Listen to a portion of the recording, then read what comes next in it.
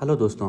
ओम नमः शिवाय सीरियल में बचपन में भगवान शिव को हमने इस तरीके से देखा था और महाभारत में कुछ इस तरीके से। लेकिन जब मैंने IC1396 यानी एलिफेंट ट्रंक नेबुला को देखा तो मुझे लगा यार ये तो एकदम भगवान शिव की तरह दिखता है। फिर क्या था, मैंने भी सोच लिया कि मैं भी इसे उतारूंगा। हेलो दोस्तों, टिहरी की इन सुंदर वादियों से मैं हूँ रमेश भद्री। मैं हूँ एक एमेच्योर एस्ट्रोनॉमर और एस्ट्रो फोटोग्राफर। स्वागत है आपका टिहरी स्काइज में।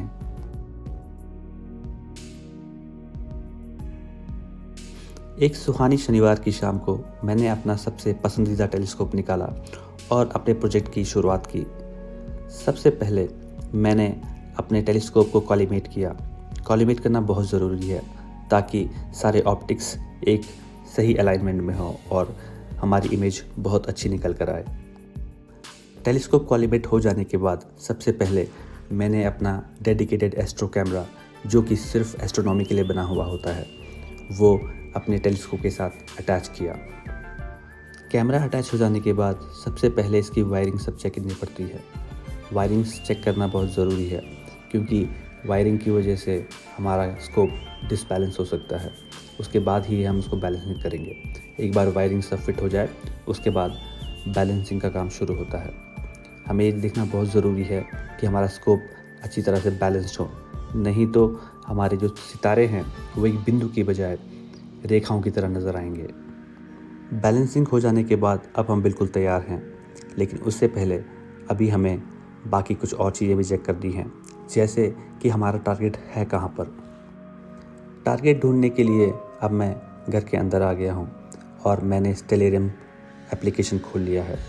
ये सबसे अच्छा एप्लीकेशन है टारगेट ढूंढने के लिए, डीप स्काई ऑब्जेक्ट्स के लिए और यहाँ तक कि प्लैनेटरी टारगेट्स ढूंढने के लिए भी।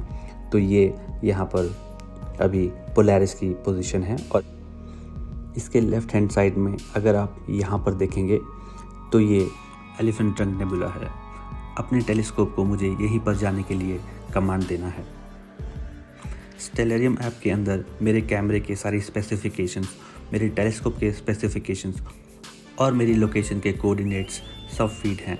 वो इस हिसाब से मुझे पूरी इमेज बना के दिखा देगा कि ये जब मैं इस तस्वीर को उतारूंगा ये लगभग किस प्रकार की नज़र आएगी।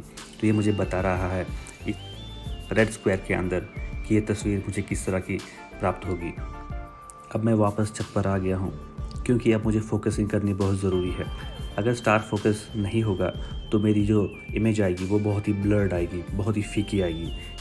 स्टार फोकस हो जाने के बाद और पोलर लाइन हो जाने के बाद ये मेरा स्कोप चल पड़ा एलिफेंट ट्रंक नेबुला की ओर और अब ये स्टेबल होके इमेजिंग शुरू कर देगा। मैं तकरीबन 3 घंटे तक इसकी तस्वीरें लूँगा और उसके बाद देखूँगा कि अगर कोई फ्रेम्स ख़राब हैं तो मैं उनको हटा दूँगा और जो सही होंगे उनको मैं रख लूँगा। रात के तकरीबन 12:30 बज चुके हैं और मैंने तकरीबन 3.5 घंटे तक इसकी तस्वीरें ली हैं। अब समय आ गया है कि मैं इसको नीचे ले जाऊं। पूरा शहर शांति से सो रहा है, खूब अंधेरा है और सारी जगह सन्नाटा फैला हुआ है। अब मैं इस सारे सेटअप को नीचे ले जाऊंगा और सुबह इसको प्रोसेस करने की कोशिश करूंगा।